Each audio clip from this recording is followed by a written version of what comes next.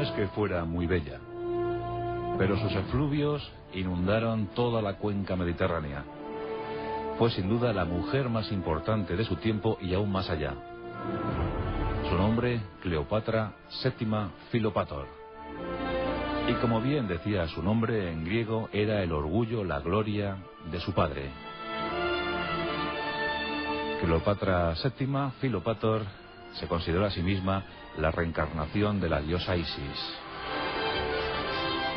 El poder máximo sobre el antiguo país del Nilo, el antiguo imperio de los faraones.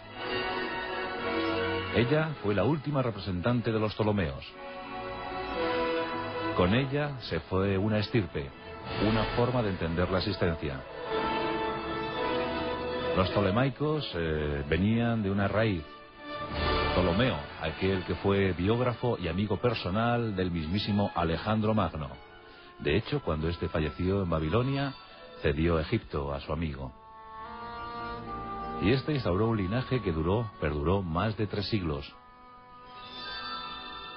En el siglo I a.C., Ptolomeo XII, llamado Auletes, flautista por su pueblo, decía su pueblo, el pueblo egipcio, que Ptolomeo XII se ocupaba más de tocar la flauta que de dirigir el destino de Egipto. Y es que los Ptolomeos siempre vivieron de espaldas a su pueblo. No quisieron hablar nunca la lengua autóctona, no quisieron hablar el egipcio, y siguieron entre ellos mezclándose en una forma endogámica de mantener la estirpe y hablando griego, hablando y recordando su procedencia natal. Ptolomeo XII tuvo varios hijos, entre ellos Ptolomeo XIII y XIV, y bueno, pues algunas hijas como Arsinoe o las Cleopatra VI y VII, pero era esta última la favorita sin duda alguna. Una niña que recibió una educación esmeradísima, que se formó en la dialéctica de Diógenes, que aprendió historia, matemáticas, filosofía, música, que aprendió múltiples idiomas. Era una xenoglosia consciente, era políglota, y además el detalle que la unió más a su pueblo fue que aprendió el idioma natal, el idioma autóctono de los egipcios, pero junto a este el idioma de los trogloditas. Aprendió arameo, aprendió hebreo y por supuesto latín. Cuando tenía tan solo 13 años, ella había nacido en el 69 a.C., fue presentada en sociedad y todo el mundo, toda la corte la consideró ya una auténtica intelectual.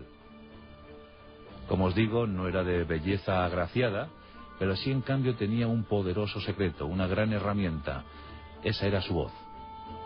Una voz bien timbrada, perfectamente timbrada, que modulaba a la perfección, a su antojo. Y esa voz abrió muchas puertas, muchas fronteras, muchos corazones. Por ejemplo, los corazones de los hombres más importantes de aquel imperio, entonces república, en auge permanente, Roma, la todopoderosa Roma.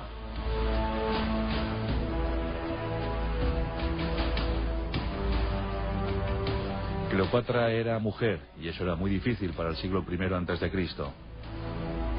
Por tanto, debió utilizar diferentes armas de seducción para mantenerse en el trono sin ser asesinada, sin ser víctima de las conjuras,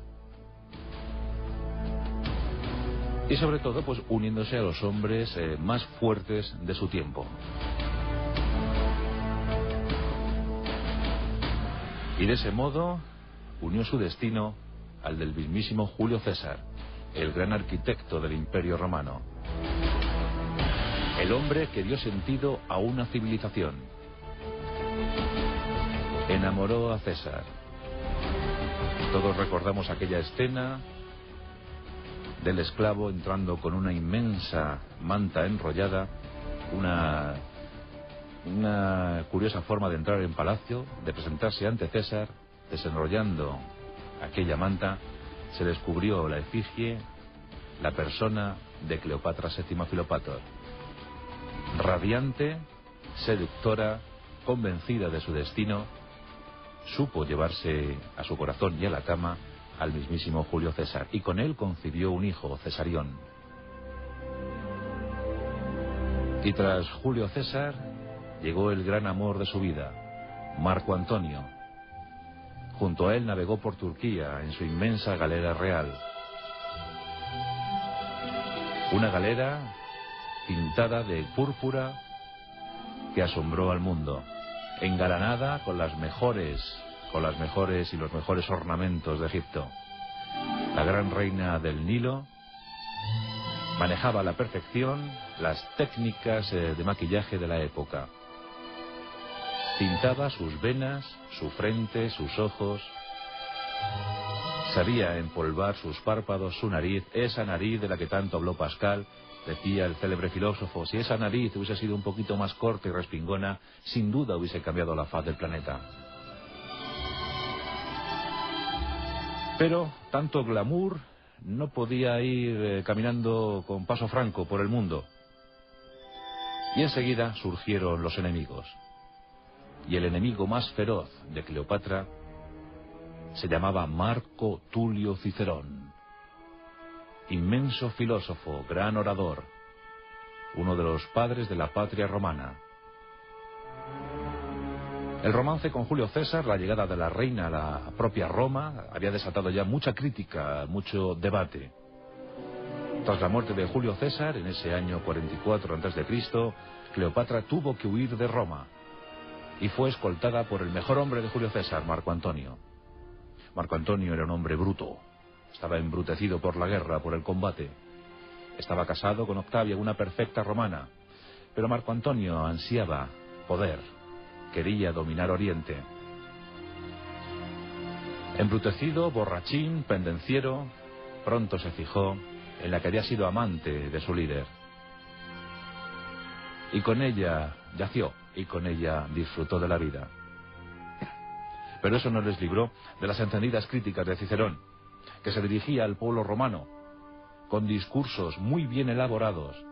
Ahí están las célebres 14 cartas filípicas. En esas cartas, Cicerón llegó a decir: Cleopatra es reina de rameras. Es una bruja que mediante sortilegios embauca a todos aquellos que se acercan a ella. Es una mujer lasciva que disfruta con orgías, que se acuesta con miles de hombres.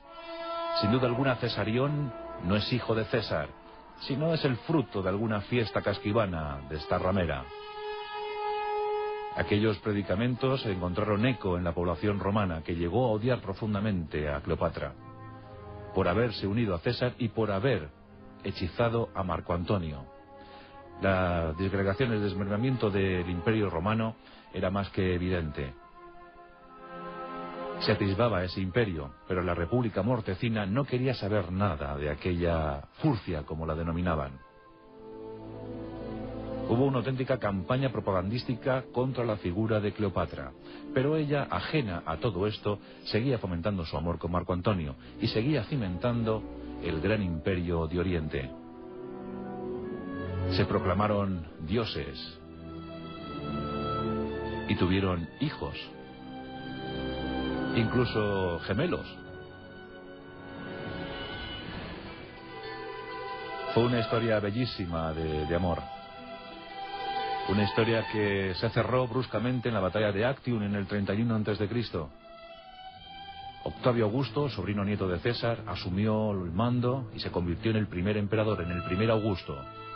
Y con sus tropas se plantó en Alejandría. Cleopatra VII se sabía perdida y preparó con todo detalle sus funerales. Marco Antonio se suicidó y Cleopatra le siguió al poco. Aquellas dos doncellas prepararon a su reina con cuidado exquisito. La maquillaron con dulzura. La ciñeron sus mejores galas. Vestida de oro, esperó pacientemente que una cobra real egipcia, un áspid, hiciera su trabajo. Y ésta lo hizo a la perfección. Cuando Octavio Augusto, el último hombre al que intentó conquistar Cleopatra sin éxito, ya no era aquella joven de 20 y pocos años, ya era una mujer madura de 39, pues intentó conquistar a Octavio, pero sin resultado. Octavio se la quería llevar como rehén forzoso para exhibirla en Roma, como botín de guerra, pero no pudo ser, y Cleopatra falleció. Seguramente su último pensamiento no fue para Cicerón, seguramente su último pensamiento fue para la grandeza de Egipto, para sus hombres Julio César y Marco Antonio. Pero también hay que decir que a lo mejor el último pensamiento fue para Marco Tulio Cicerón, a quien le habían cortado la cabeza en el año 43 a.C. Esto rebajó sensiblemente las críticas hacia su enemigo más atroz, Cleopatra, y esta seguramente respiró muy aliviada. Cicerón no pudo ver cómo Cleopatra caía del poder, fallecía, era olvidada. No lo pudo conseguir. Y Cleopatra perduró, sobrevivió a Cicerón, y su recuerdo, su leyenda, aún llega hasta nosotros. Así fue parte de la vida de la nueva Isis, de la diosa egipcia, una mujer adorada por su pueblo, que se preocupó por él, y que supo estar al lado en los momentos fáciles y en los difíciles. Es uno de los versus más tremendos de la historia, el cómo una mujer fue vilipendiada, fue sometida a la injuria, a la calumnia, solo por el hecho de saber amar. Hoy en nuestros pasajes, en nuestros enemigos íntimos, Marco Tulio Cicerón versus Cleopatra VII Filopator. La Rosa de los Vientos, con Juan Antonio Cebrián, en Onda Cero.